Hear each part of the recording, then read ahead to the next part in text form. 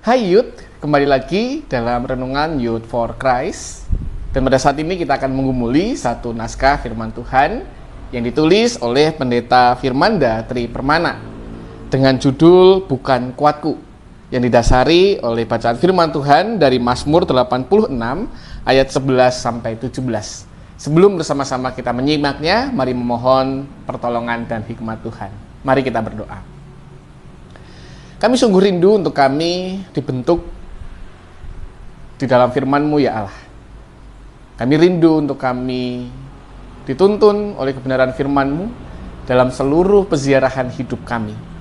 Maka pada saat ini ketika kami mau bersama-sama membaca dan merenungkan firman-Mu, tolonglah kami dengan hikmat-Mu, agar kami mengerti, mengimani, dan terlebih melakukannya. Di dalam Kristus kami berdoa. Amin. Yud, bacaan kita diambil dari Mazmur 86 ayat 11 sampai 17. Saya akan bacakan bagi kita sekalian. Tunjukkanlah kepadaku jalan-Mu ya Tuhan, supaya aku hidup menurut kebenaran-Mu.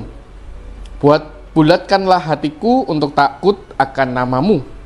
Aku hendak bersyukur kepadamu ya Tuhan Allahku dengan segenap hatiku, dan memuliakan nama-Mu untuk selama-lamanya. Sebab besarlah kasih setia-Mu kepadaku, dan Engkau telah melepaskan nyawaku dari lubuk dunia orang mati. Ya Allah, orang-orang angkuh telah bangkit menyerang aku, dan gerombolan orang bengis mengincar nyawaku.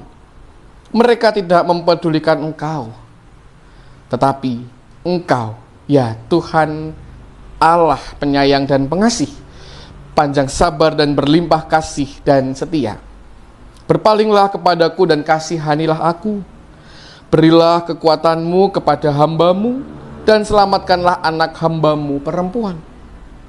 Lakukanlah kepadaku suatu tanda kebaikan, supaya orang-orang yang membenci aku melihat dan menjadi malu.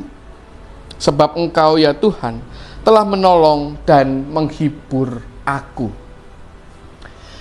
Berkat kecerdasannya, Tony menjadi orang sukses dan hidup dalam kemewahan di usia yang masih muda. Sayangnya, Tony menjadi sombong dan merasa tidak membutuhkan bantuan orang lain. Suatu ketika ia hampir bangkrut. Dan singkat cerita, salah seorang karyawan membantunya keluar dari krisis tersebut. Karyawan itu lalu berkata kepadanya, "Kesuksesanmu bukanlah hasil usahamu sendiri. Kami di sini juga punya andil besar sehingga kamu bisa sukses seperti sekarang ini." Kalimat ini membuat Tony tersadar dari kesombongannya. Dalam bacaan kita hari ini, Raja Daud sedang mengalami tekanan hebat karena musuh-musuhnya yang angkuh dan tidak takut akan Tuhan. Daud berdoa dan meminta pertolongan Tuhan. Ia juga memohon agar ditunjukkan jalan yang benar dan diteguhkan agar tetap hidup benar di hadapan Tuhan. Meskipun dalam penderitaan, Daud tidak pernah meragukan kemahakuasaan Tuhan atas hidupnya.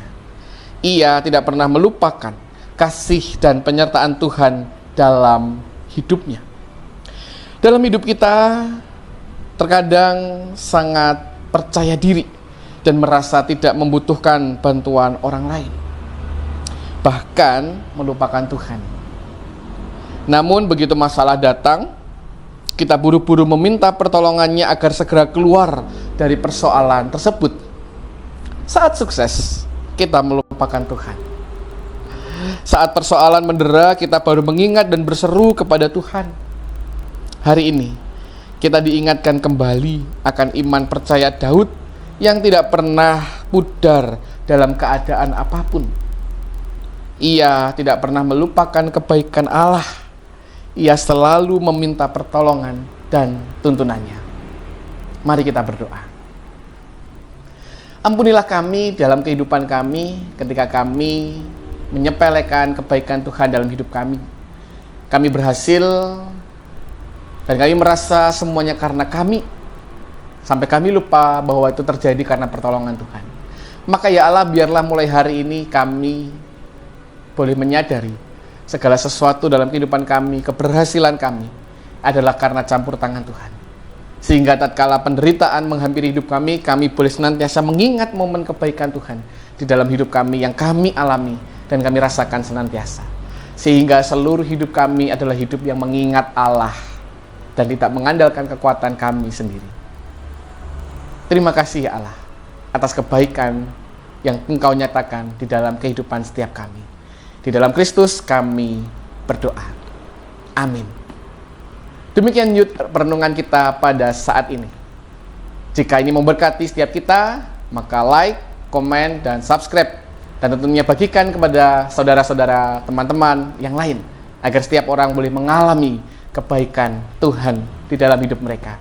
Tuhan Yesus memberkati.